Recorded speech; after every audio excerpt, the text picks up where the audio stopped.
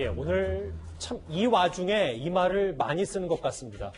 그렇습니다. 이 와중에 북한이 오늘 오후 원산 인근에서 동해상으로 미상의 발사체 2발을 쐈습니다. 올해 첫 도발인데요. 어제 문 대통령이 3.1절 기념식에서 남북의 보건 협력을 제안한 것에 대해서 하루 만에 북한이 이렇게 화답을 한 겁니다. 경야는 최고 용도자 김정은 동지께서 인민군 부대들의 합동 타격 훈련을 지도하셨습니다. 훈련은 전선과 동부지구 공허부대들의 기동과 타격 타격 능력을 판정하고 언제 어느 시각에 명령이 하달되어도 즉시 전투에 진입할 수 있게 북한과도 보복 분야의 공동훈련을 바랍니다. 공동으로 대처할 때 우리 교류의 삶이 보다 안전해질 것입니다. 우리는 반드시 코로나19를 이기고 우리 경제를 더욱 활기차게 되살려낼 것입니다.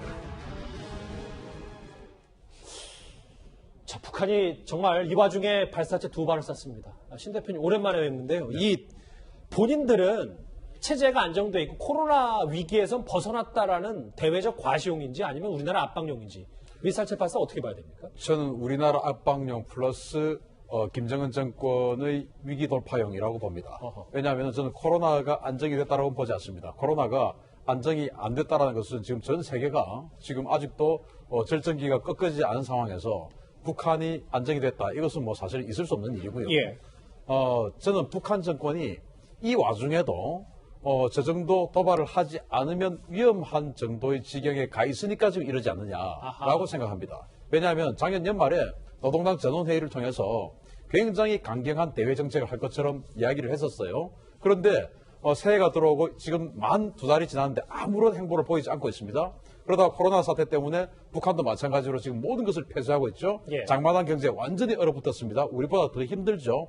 인민들이 불만이 극도로 차 있는데 이때 외부와의 충돌을 야기시켜서 다시 한번 공포정치 상황으로 몰고 가려는 속셈인 것 같습니다. 이해가 됐어요. 그런데 신 대표님, 오늘 이 도발 시점이 참 중요한데 어제 대통령이 분명히 이 코로나 확산과 관련해서 남북 보건 협력을 강조한 지 채 12시간 조금 넘어서 바로 이런 행동을 했기 때문에 이걸 또 우리가 어떤 식으로 받아들여야 될지도 좀 궁금한데요. 자, 그런데 이제 남북 보건 협력에 대해서 우리 정부가 이렇게 이야기를 한 것 자체가 사실은 상황 판단을 너무나 잘못하고 있는 것이 아니냐.